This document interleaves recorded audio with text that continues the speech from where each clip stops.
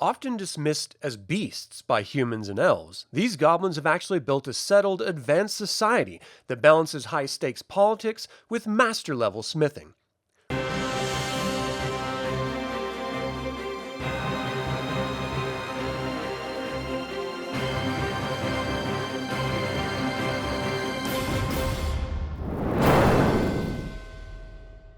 Welcome to another DragonLance Saga episode.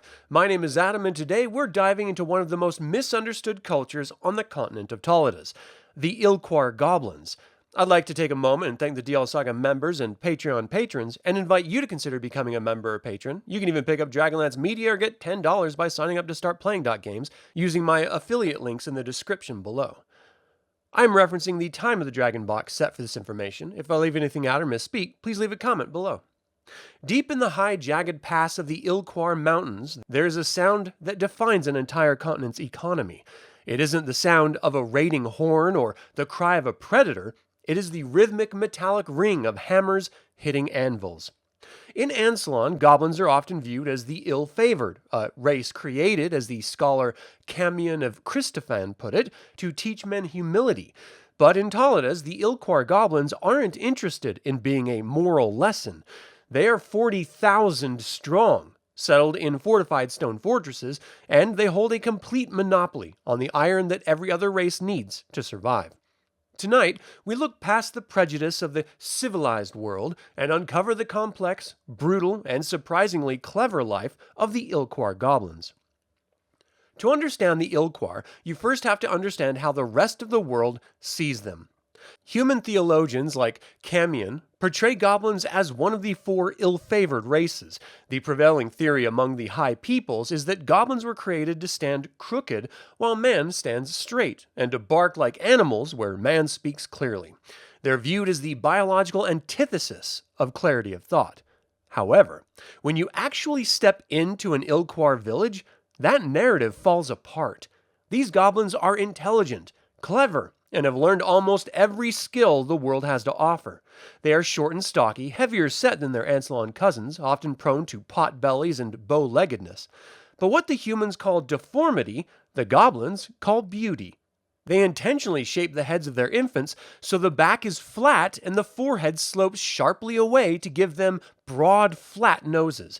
Males also take great pride in long, sharpened canines that jut out below the upper lip, a feature considered the height of goblin attractiveness.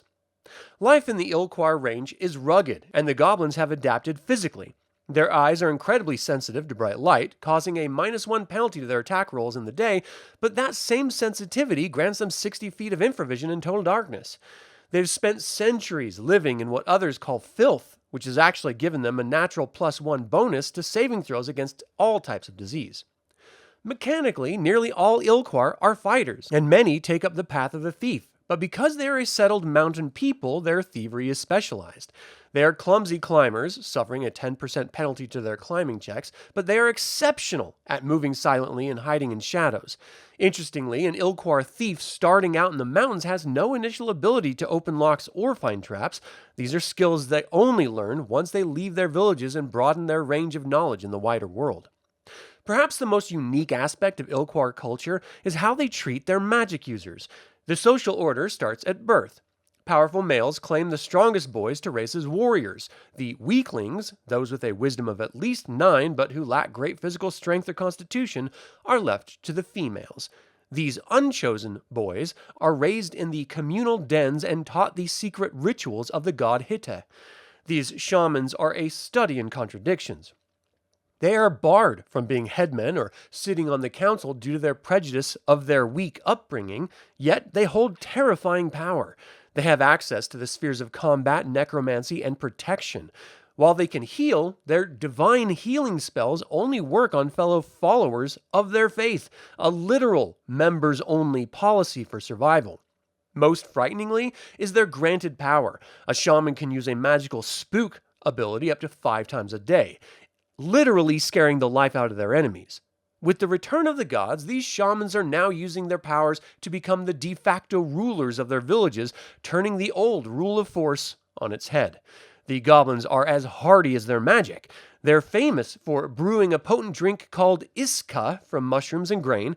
In the winter, they let it partially freeze to concentrate the alcohol, creating a woody, thick brew. The leftover sludge is dried into sheets called isache. This is the primary March ration. It's so tough that a goblin warrior will often stick a piece of it between his foot and his sandal for a full day of marching just to use his body heat and sweat to soften it enough to chew. It's unpalatable to most, but it's what fuels a goblin army on the move. What makes the Ilquar Goblins essential to Taladas is iron. The Ilquar Mountains hold rare deposits of iron ore, and the goblins are master smiths. They don't have a central market because no goblin trusts another enough to make one work. Instead, merchants from the League of Minotaurs must travel a circuit from village to village, trading with each headman independently. The goblins are canny traders. They respect minotaurs most because the bullmen combine power with ruthlessness. They still find ways to insult them, usually mocking the minotaurs' disfigured bovine heads, but the underlying respect for their strength is genuine. Trade is so vital that goblins will actually escort League merchants into the foothills of the steppes to ensure they aren't ambushed by rival tribes. If the minotaurs evoke respect, the elves evoke pure hatred.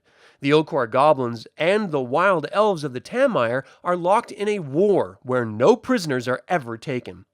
When elven riders approach, the goblins withdraw behind their mud-stone walls, using secret tunnels to launch ambushes. The elves, despite their skill on horseback, are famously bad at storming fortified places, leading to a centuries-long stalemate. The goblins think nothing of despoiling elven hunting grounds or setting deadly traps on trails, taking anything as meat: horses, men, and yes, even elves. The Ilquar Goblins are a reminder that civilization isn't about being pretty or kind. It's about survival and leverage. To a human scholar, they're a mistake of the gods. To a Minotaur merchant, they're a necessary business partner. But to themselves, they are the masters of the mountain and the forge. They are a people who have taken the crooked path and turned it into a position of absolute power on the continent of Taladas. What do you think of the Ilquar? Is the sandal-softened rations or the weakling shaman hierarchy something you'd use at your table? Would you ever play an Ilquar fighter thief trying to learn how to pick locks in the big city? Leave a comment below. I would like to invite you to subscribe to this YouTube channel, ring the bell to get notified about upcoming videos, and click the like button. It all helps other DragonLance fans learn about this channel and its content. Thank you for watching. This has been Adam with DragonLance Saga, and until next time, remember, even our own people prefer to treat with the armies of our enemies. The measure has failed.